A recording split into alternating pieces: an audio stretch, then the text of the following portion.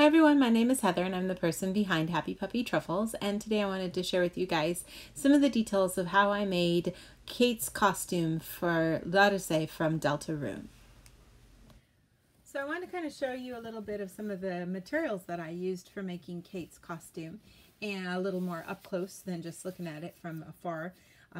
With this particular costume for Ralsei, the main design of the larger oversized tunic I thought would be good in this sort of a green color, and luckily they had this at DAISO.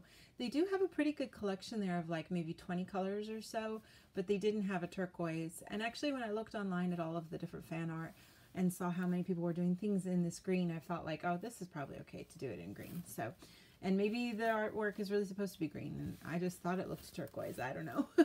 But this was a great color, and I was able to get enough of it that I didn't have to go back again, which was good. I used about 5 pieces of this. This felt comes in a piece that's about, I think, 60 by 70 centimeters, and a nice little rectangular piece of felt there. It's a very kind of thin felt, though. It's not, you know, it's not one of the higher grade, thicker types. And you can see how flimsy it is when I hold it here. It just, you know, but that kind of works perfectly for the large tunic that we make. And with the big bulky sleeves, and I could have made the sleeves bigger, but I kind of dictated how big I'd make the sleeve by how big this fabric piece was, because I can only go so big. And then for the main part of the tunic, I had to connect 2 pieces so that the length would be long enough. And actually, I connected just straight, like sewing in the back and creating like a seam there. And I kind of wished later I had done what I did do on Audrey's costume, whereas I just sewed one on top of the other, because you can't really see it, and it kind of has a neat little effect to it.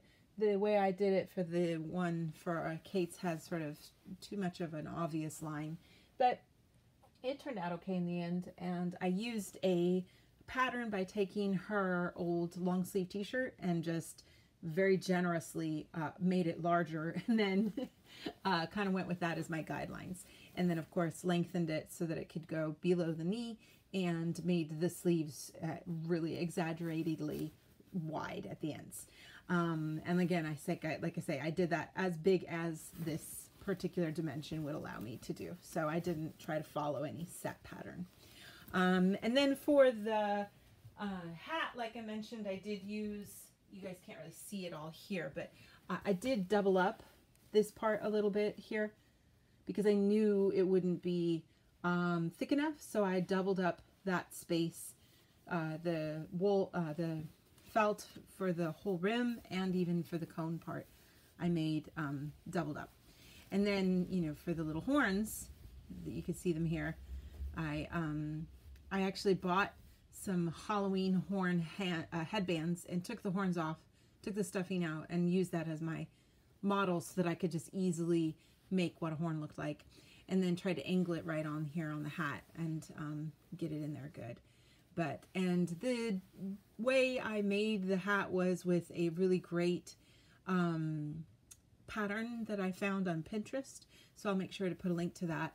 But you can easily adjust in using the math that she provides, make a hat any size for anyone. It works really great. So I would definitely recommend doing that. It was really, really cool, and it turned out really good, and it fits really nicely on Kate's head. So I think I could have actually, because I doubled up my felt, I think the pattern wound up being a little tighter around this dimension. It certainly doesn't, it's not big on Kate. It just like barely fits. And if a strong wind came, it would fly off. Whereas if I had made it just a tiny bit bigger, it could have sat really snug on her head. So, yeah, that's something you just learn as you make it, I guess. You can't obviously change it once you've made it, so, but it turned out, I thought, pretty good. And then with the pink, I got some pink felt. And I know my lighting is weird here. I apologize for that. But I knew I wanted to make a scarf that was a pink felt. And I knew that for her, having just an actual scarf would be itchy around her face. This isn't that much better, but it is a pretty nice smooth felt. So I just bought one roll of this and actually cut it and pieced it together. And then just instead of like, I didn't turn it inside or anything, I just sewed right along the edge to create this kind of look of a scarf.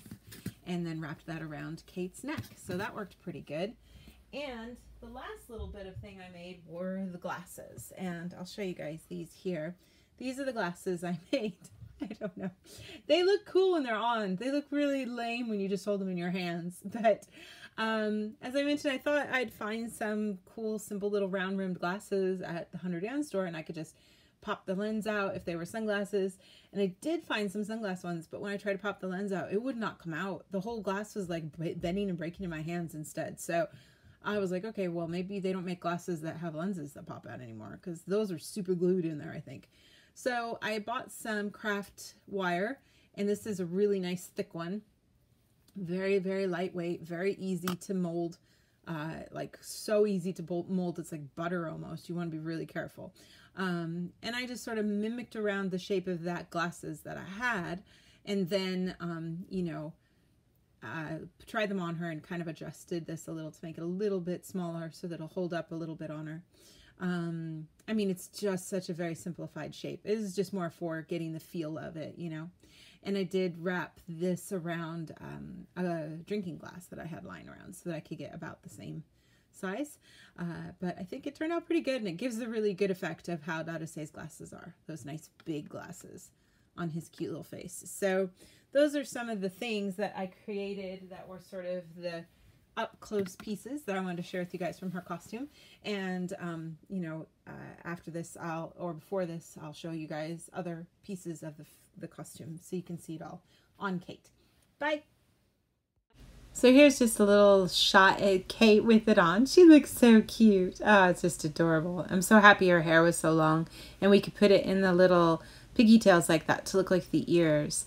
And the glasses looked a lot better than I thought they were going to. They turned out really adorable. So they're a little hard to get on because they just fit her face, but it doesn't hurt or anything to put it on, so that's good.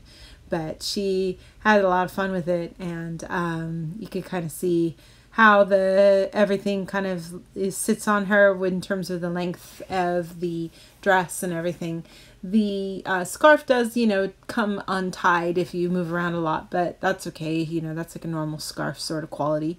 And the sleeves, I mean, I suppose you could have gone for even bigger sleeves in terms of, you know, the way they look when she holds them up.